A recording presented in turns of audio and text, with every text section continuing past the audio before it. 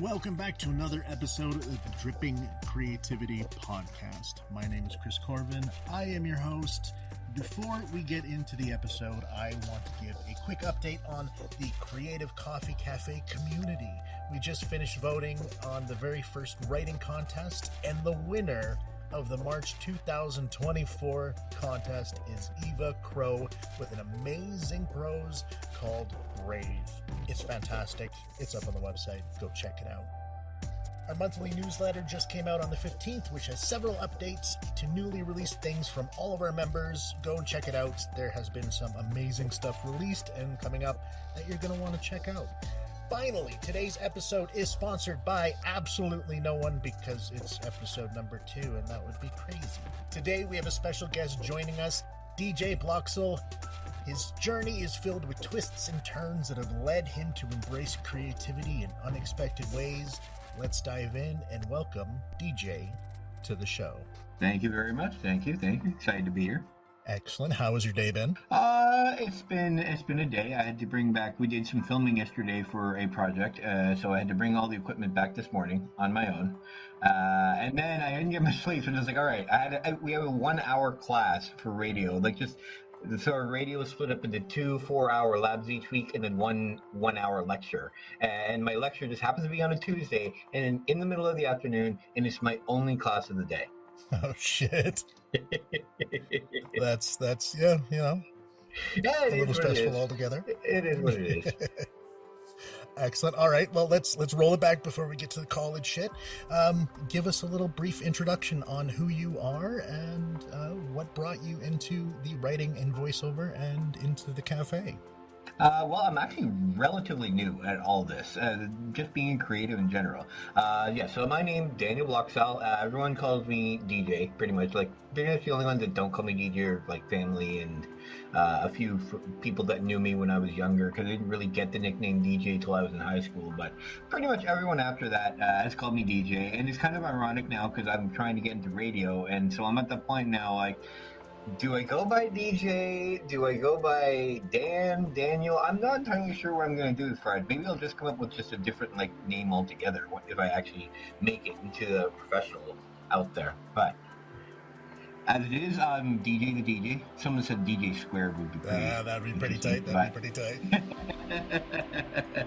Maybe I'll go with that. I actually I've gone by DJ Blok before. With the last name there, right? There's that, but I mean, I'm not looking to be that kind of DJ either. So I don't know. I'm still like I said, I'm still relatively new. So most of my life, I've spent just working like general food service jobs. I've being a late diagnosed ADHD. It's been a trip because basically, I can see a lot of where my life was like before that and how I've kind of just floated through life. Because when you're screwing up all the time and you have these problems all the time and you don't know why it's like that, you kind of just you blame yourself, right? And so you grow up blaming yourself, and I think that's what I was doing most of my life. I was just like, I'm probably never going to be able to do any better than like this food service kind of industry job anyway, so I just kind of flowed through life doing that, not really like caring much about it until I decided to actually, for once, started to care about something, and I'm just like, you know what, I'm going to go back to school. So I went back to school for accounting because I had actually worked at H&R Block doing taxes for a few years, and just like, oh, this isn't too bad, I think I can do this. And so I went to school for accounting, and I was there while I was doing schooling for accounting where I realized I was having a lot of anxiety issues. Went to see the school therapist about it. While dealing with the anxiety issues and everything like that, she's just like, have you ever considered you have ADHD? And I'm like, no. And then she handed me the sheet, just like, all right, there's some things about ADHD. And I'm just like, oh my God, this is my life right there on that goddamn page. And then so after a bunch of diagnoses and then you're seeing an actual psychiatrist, they're like, yeah, you definitely have ADHD. And so at that point, I feel like that's when my life really began, because getting that diagnosis kind of helped put my life in a proper frame as far as that is concerned, and helped me to realize, okay, you know what, maybe I'm not so much of a a moral screw up. Like I always thought I was just like lazy, stupid, so like I had to solve the stuff that I could do, and it's like, why can't I do it? And then so now getting this, like it helped me put in the proper frame and be like, okay, I can do it. I just have to learn how to do that in a way where I'm working with what I can do and that kind of thing. And so since then, so I ended up, I almost finished the accounting program. I was actually scheduled to finish. I was scheduled to finish and graduate in April 2020. You can see where I'm going with this now, because what happened in March 2020? COVID. Everything went online. I could not handle doing all the online courses, so I ended up failing a few classes that semester, and then I went back the next semester. Everything was still online. I still couldn't do it. And then I went back next semester, tried the same course that I still need to finish again, failed it again. In the meantime, I'd actually gotten a little bit of work at an accounting firm just doing taxes, and it was there, working there. Actually, I did the taxes there for one season. I was going to go back, but at the same time, I was also working at McDonald's, because I had needed a job in the meantime in between tax season, and I had all this food service experience. I needed a job, and it's like, all right, I knew someone who worked at that. I went back there, and I realized going back to the accounting firm that I enjoyed working at McDonald's more than I enjoyed working at the accounting firm. Yeah. So at that point, I realized, you know what? I realized, especially now in hindsight, accounting's just, it's not my kind of thing. Like, I can do it, I have the knowledge, but to actually sit there and crunch numbers 8 hours a day, no. I don't have the focus. I'm too energetic, really, for that kind of thing. I gotta get, I realize it's just not the industry for me as far as that's concerned. I might do it on the side. I'm even actually in this program now. So, going back, sorry to go back to that. So after that, I realized, okay, accounting's not for me. What do I want to do? And I was still working at McDonald's. They had just promoted me to management. When they did that, I was just like, oh shit, if I stay here, I realized getting promoted to management, if I stayed in that position, I was just I might end up staying in that for the rest of my life. So I'm like, all right, I can't continue doing this. I need to figure out what I want to do. And then, it's kind of funny. I'd actually been getting a lot of compliments at work at McDonald's about the way my mannerisms, my talking. Like, they goes, man, you have a great voice. You should be in radio. And I'm just like, And they're kind of like, okay, you're probably just saying that. And then I actually, what provided me inspiration was going to the Hockey Hall of Fame in Toronto for my birthday last year. And they had a studio there, like kind of a replica of the TSN studio that they have for Sports Center, and where you could actually try your hand at that and see what it's like to be one of the sports anchors there. And so I tried it, and it's like, man, this is pretty fun. And they even, when I did it, they actually they did a recording of it, and then so I got the recording of it after, and I watched myself, and it's like, okay, damn, you know what? Yeah, okay, maybe I'm not that bad at this, maybe. And so I went back to work, and then I was getting more compliments on it, my voice and my cadence, and I'm like, maybe I should try this radio stuff, because I always kind of did want to do it when I was a kid, but it was one of those things where just like, oh, radio is a dying industry. Like, my dad especially was always like, there's not much point in them going there. Like, radio's dying. You're gonna have good luck trying to find a job. So I'm just like, whatever. But now I'm just like, you know what? I decided I'm gonna try it out. I applied for it. I got accepted, and I decided I'm gonna try it out. If it works, great. And if it doesn't, at least I tried, right? Exactly. No, that's, you know what? Going all the way back here, as somebody who was also late aged diagnosed ADHD, I understand the entire struggle extremely well. All the way through almost everything you said, I'm like, yep. But so been there, done that. Exactly. So I totally get everything you're saying there. I love it. I love the journey. I think that's amazing. I think one of the biggest things I'm curious about is being in school at 42. So being definitely a lot older than most of the people there. Are you noticing any differences or any hindrances? It has its benefits and its hindrances. Like I'm basically, especially in my program in particular, it's almost all young kids. There's not many people like my age going into this industry, and I understand why because when you get to our age, like most of the people my age, they have family, they have like a spouse, they have kids, they have responsibilities, they have stuff they have to pay for, and starting in this industry can be hard. There's often you're not guaranteed a lot, like especially in some cases, because what I'm going into for broadcasting is a presentation part. So I'm going to be in front of the camera, I'm going to be on the radio. A lot of that work tends to be there'll be contract work, freelance stuff like that. You never know sometimes where the work you're going to get is coming from. So there's often, especially when you're starting out, there's not a lot of guarantees that you're going to find work. I mean, it's like that in a lot of creative stuff, right? So it can be hard when you're at this age, when you've got responsibilities and kids, to break into that kind of industry. And so I can see it being discouraging for a lot of people. So yeah, like I said, going back, I'm definitely by far the oldest person in my program here. There's one of the guys like 35, and I think the rest of them, I don't think are any older than like 25. Yeah, sounds about right. Yeah, so I definitely feel like I'm the dad in the program. I'm the program dad, complete with the dad jokes too. I just actually did a couple of them in class as well, of course. And so I'd say the big benefit, I'll start with the hindrance. The big hindrance is because I'm the adult in the room, I am often looked up to be the adult in the room when they need one. So when it comes to especially like group projects, I know in the first semester part of the program, so program in for broadcasting, how they do it here is it incorporates film production, television production, and radio and television presentation. And so for the first semester, you actually do all three. Okay. So I ended up having a class in radio, I had a class in TV presentation, I had a class in TV production, and I had a class in film production. And so for the film production and the TV production especially, everyone was kind of working together in a group. Like we had large groups because with the TV production, you need a lot of people to work together to get it done.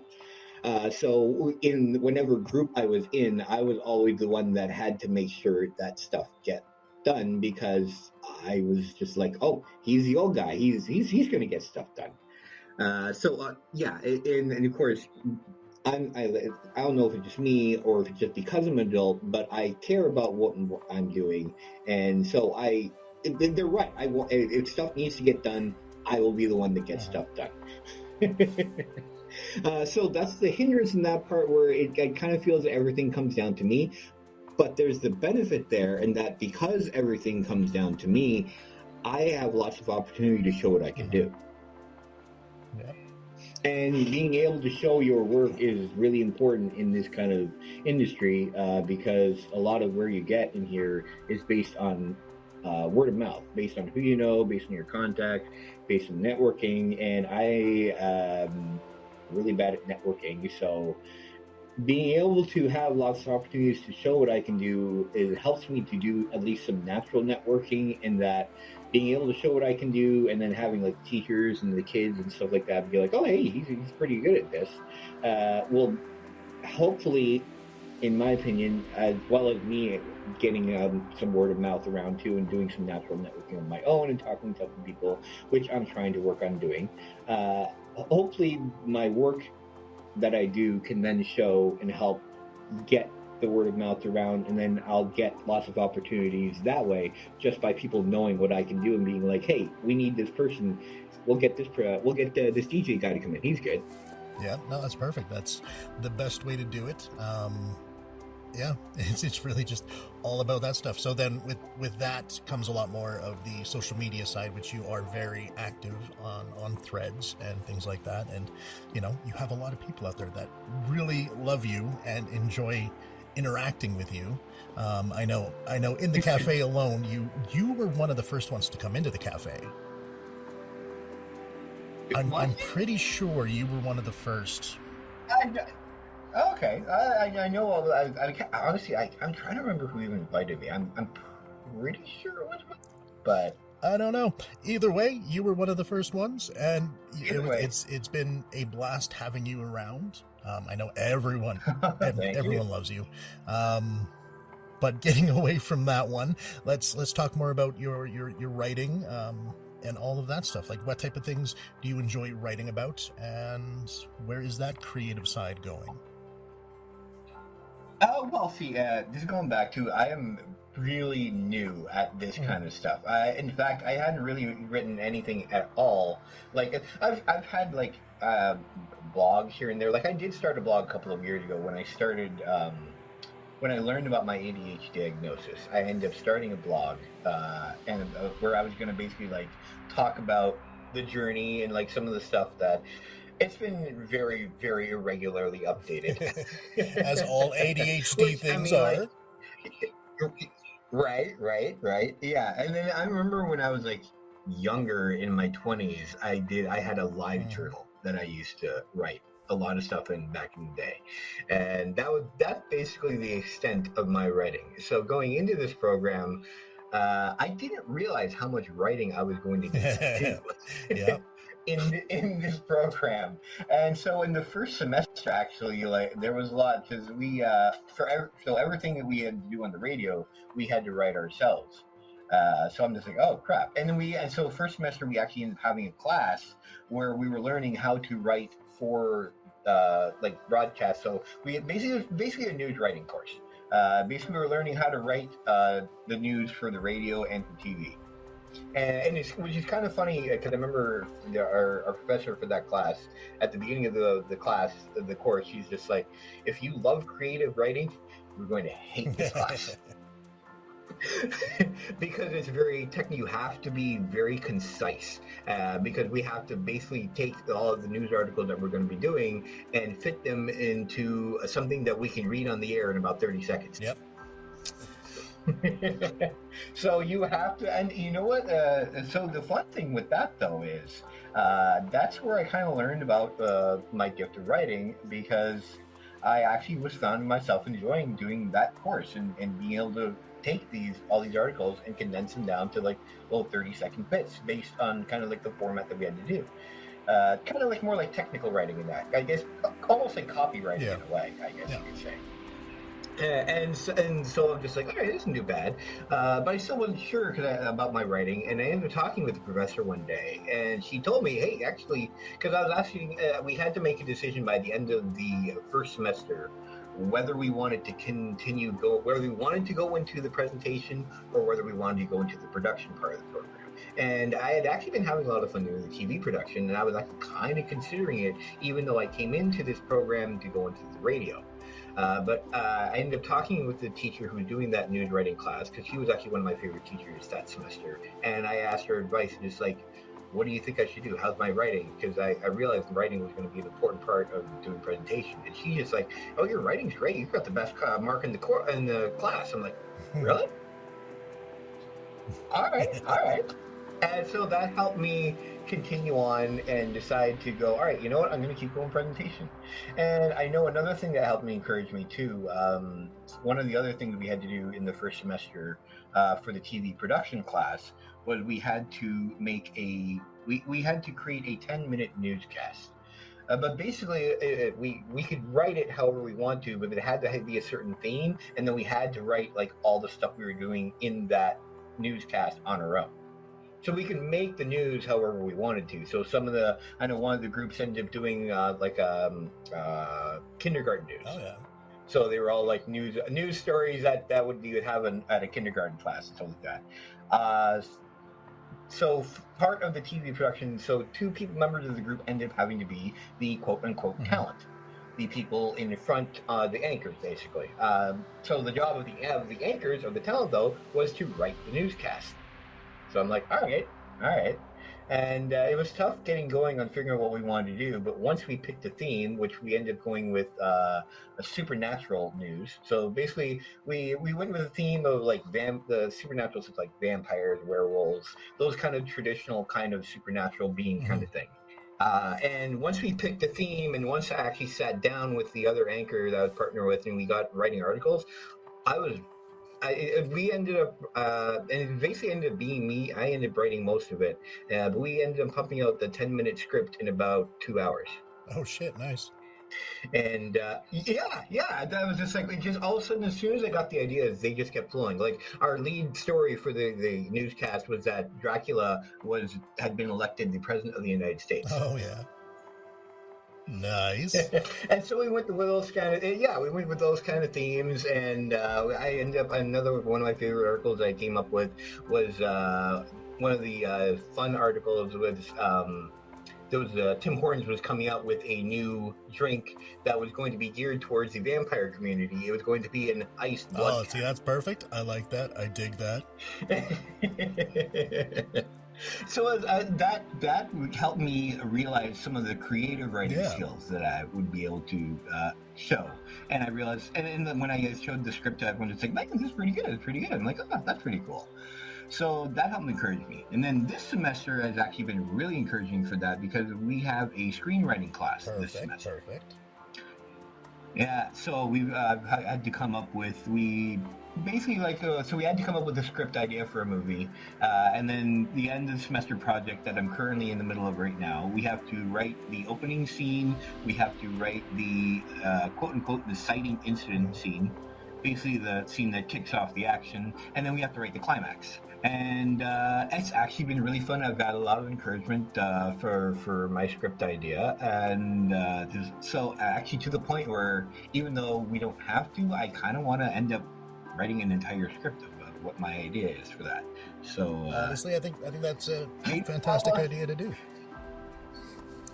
Yeah, it's kind of like it gives me motivation of something that I can practice my creative writing skills. Definitely. Well, even just sitting here talking, I'm thinking about you and then the tools you're developing here, and I think taking that initial idea of the monster stories, right, and creating like little 30-second segments on that you can release onto TikTok, so you can just constantly creating and churning out things, right? Like develop an entire storyline based around all these types of creatures. Like I know there's a couple people in the cafe that'd be very good to kind of pick their brains when it comes to cryptids and other creatures. Oh my God, that would actually be a really good idea. I love that idea. Honestly, seriously, take it, run with it, because that would be something fantastic, not only to help you develop more of your skill, because then you're scripting out each one of these things and planning it out, but it's also helping you with vocalizing it and recording it, like just getting comfortable with everything. I honestly do it. I honestly should, because I really need, especially when you mentioned like TikTok, so doing videos and stuff like that, right? I need to get more comfortable in front of the camera. I'm comfortable doing voice. I'm comfortable, like I love anytime I get to be on the radio. I love being on the radio. But part of this program is also being a television presenter. Specifically, like they're actually training us to be even like a news reporter kind of idea. And so I need to get comfortable being in front of a camera, because I am not comfortable being in front of a camera at all. I am not comfortable being seen, but I need to do that. I need to get more comfortable. And I think making like short videos for like Instagram or TikTok or something like that will probably help me become more comfortable doing that. And not only that part, but then you can start developing like your filming side, so your framing of shots, backgrounds, and editing, right? So you're adding more tools. Yeah, like honestly, take that initial idea and then do like, you know, a 12-episode series, and then you can just release those, work on them slowly, and just it gives you something to do, gives you extra stuff for your portfolio, and gets you extra eyes. Like, things like that. Like, so all for it. I am 100% on board. Any way we can help, we will figure some shit out. Love it. All right. Yeah, we'll have to bring that into the cave. We'll have to bring that into the cave after we're done recording this, because I definitely love that idea. I would, document it all down, kind of come up with what your idea is, and then go, hey guys, this is kind of what I'm thinking. Can anyone help? I gotta find this script here of what I did for the newscast too, because I had a bunch of different the ideas that I was running with there. So a bunch of different. There was one story I was doing where, because Justin Trudeau had split with his wife, right? Yeah, so I had the idea that he'd found a new bow, Medusa. Oh, yeah, that would work. All things like that. Find it later when we're not recording. Yes. But yeah, no, so like things like that, and especially with like these types of courses that are really pushing your creative boundaries, it's finding things that you can do outside to help build yourself up more is so much more advantageous than waiting for something to come to you, because now you're going to make things happen, right? Yeah, because there's even another project that I'm looking at working on too. So one thing we've actually had to do this semester was we had to do an audio project where we have to do about 4 to 6 minute story that we have to record. So basically, we have to record our voice and then use sound effects and stuff like that, and create almost like a little mini podcast kind of thing, right? And so there was a project I've been looking on that I decided to use one of the things I was working on for that project, and I recorded last week, and it actually turned out great. So it is based off a bunch of short stories from the game Lost Odyssey. Yeah, so there was a game Lost Odyssey. It was out for Xbox 360. It was an RPG. In this game, they included a bunch of short stories from a famous Japanese poet. I can't remember what his name is now, but he ended up writing a bunch of short stories that kind of had to do with the game, and they were beautifully written stories, but they were presented in text form. So they were like presented in text form with like background sounds and music and stuff like that. But what I've wanted to do, what I've always wanted to do actually, is actually voice them and like voice them to have be a vocal story. And so what I want to do is actually like create all of these different stories as an actual audio file. Like it's not nothing I'd be able to sell myself, obviously, because it's an actual it's created by someone else. But I just want to do it just so I can get practice in making these stories, and just because I just want to do it for myself. I just want to have them to be able to like have them out in an actual recorded audio story and stuff like that. No, things like that are perfect for building your portfolio and your skills. I'm 100% down for it. I think that's awesome. I've had people tell me I should do audiobooks, so I gotta look into how that gets done too. Man, I can only work so fast. Okay, I got a lot of stuff going. I know. But that's you're only one. That stuff is on the way. That stuff is on the way now that it's the end of the month or the beginning of the new month. I have more time. But yeah, so there's some ideas on the future projects. Is there anything specific that you're wanting to achieve besides just building up your portfolio and all that stuff? Is there any specific thing you're looking at that this is what I want to do next? Well, I mean, right now I'm just learning a lot of stuff. I'm in school right now. I'm learning all this stuff. And I came in here. I want to be on the radio. I want to work in the radio, and even more so now that I'm here, I really want to work in radio. I love just being in the radio. I'm literally in the radio studio right now. Talking to you at the moment, just because there's nothing going on right now, and I'm in one of the soundproof studios, which is really nice for sound, right? So I really wish I'd been able to use one of the microphones they have in here, but that unfortunately I cannot use in this kind of thing. Maybe in the future. I mean, we do have the ability to take like even audio calls and stuff like that, so. And this is an actual this is an actual radio station. Like it's just broadcast on the air on the internet. They did used to actually broadcast over the actual sound waves, but apparently it didn't end up being worth them renewing their licenses to be able to continue doing over the air. Pretty expensive to do if you don't have the active listener base. Yes, yeah, that's one of the things, and it's interesting, like working for a college radio station, just because it is so much different than just being like in a normal. You can experiment more, right? Okay, all right. So we've actually just about to hit the 30-minute mark, man. That was freaking flew by. Holy shit. I know it can go by really fast. I definitely I mean I'm in radio, right? I have no problem talking.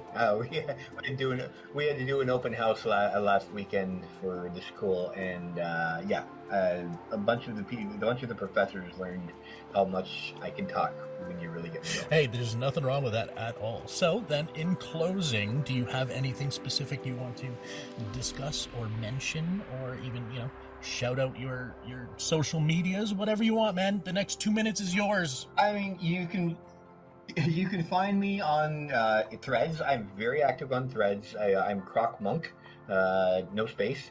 I'm on Instagram as well under Croc Monk. You can hear me on the radio sometimes. Well, not too much longer because semester's almost over. But once the next year starts in September, I'll probably be on the radio again. It's the crnc.ca is where you would go to listen to our college radio station.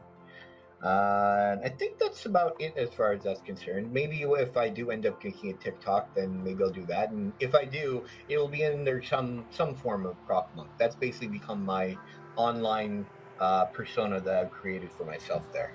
Awesome. Oh, well, it's better than my old one. When I was a kid, I started one called Gamers with a Z, so I'm kind of just like one of the Z people. Oh no! No, even worse. My handle when I was on when I originally created my gamer tag was XX space gamers with a Z space. Oh, you're killing me here, man. Okay, and just for all of our American friends, that's Z. Not Z, Z. Anyways, right. Because we're all Canadian up in here today. All right. Forgot to mention that at the top here. Well, I wonder if they can tell by our accent. Oh yeah, definitely. Maybe we should about a bunch. About. Exactly. All right. Well, thank you very much for joining me, sir. It's been a fantastic time, and we will. Thank you for having me. It's been great talking with you. We will get you back on here soon, and yeah, definitely. Like, let's do this supernatural thing, man. I'm so on board. All right, I will find my original newscast script, and I'll go from there. Sounds great, man. All right, you have a great one, and we'll talk to you soon. All right, you have a great one too. Thank you so much, DJ, for the amazing chat.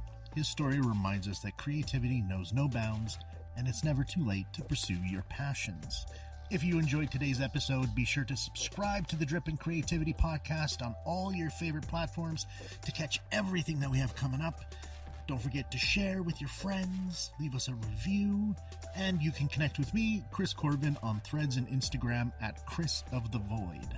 Join us next time for more inspiring stories and creative adventures.